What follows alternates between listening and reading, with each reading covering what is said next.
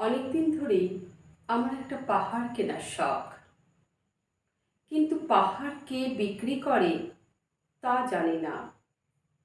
যদি তার দেখা পেতাম, দামের জন্য আটকাতো না। আমার নিজস্ব একটা নদী আছে, সেটা দিয়ে দিতাম পাহাড়ের বদলে।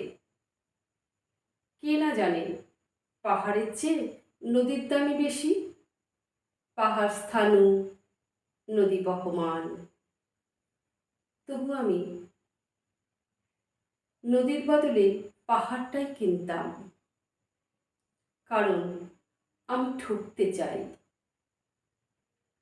নদীটাও অবশ্য কিনেছিলাম একটা দ্বীপের বিনিময়ে।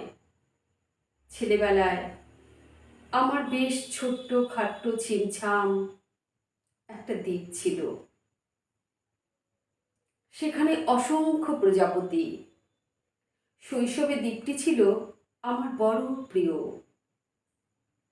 আমার যৌবনে দ্বীপটি মাপে ছোট লাগলো।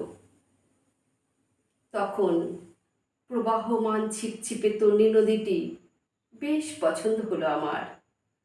বন্ধুরা বলল, ওইটুকু দ্বীপের বিনিময়ে এত বড় একটা নদী পেয়েছিস, খুব জিতেছিস তো। তখন জয়ের আনন্দে আমি বিহ্বল হতাম। তখন সত্যি আমি ভালোবাসতাম নদীটিকে। নদী আমার অনেক প্রশ্নের উত্তর দিত। যেমন, বলো তো, আজ সন্ধেবেলা এখানে বৃষ্টি হবে কি না? সে বলতো, আজ এখানে দক্ষিণের গরম হাওয়া, শুধু একটা ছোট্ট দ্বীপে বৃষ্টি। সে কি প্রবল বৃষ্টি, যেন একটা উৎসব। আমি আর সেই দ্বীপে যেতে পারি না। সে জানতো, সবাই জানে, শৈশবে আর ফেরা যায় না। এখন আমি একটা পাহাড় কিনতে চাই।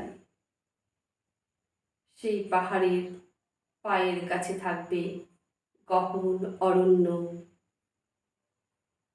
আমি সেই অরণ্য পার হয়ে যাব।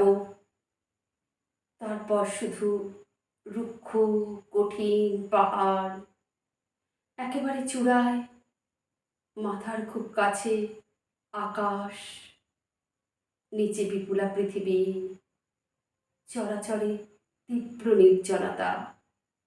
আমার কণ্ঠস্বর সেখানে কেউ শুনতে পাবে না।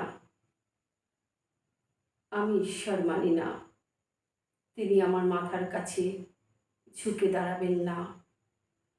আমি শুধু 10 দিককে উদ্দেশ্য করে বলবো, পৃথিবীতে সমস্ত মানুষই অহংকারী। এখানে আমি একা। এখানে আমার কোনো অহংকার নেই। এখানে জয়ী হওয়ার বদলে ক্ষমা চাইতে ভালো লাগে। হে 10 দিক, আমি কোনো দোষ করিনি, আমাকে ক্ষমা করো।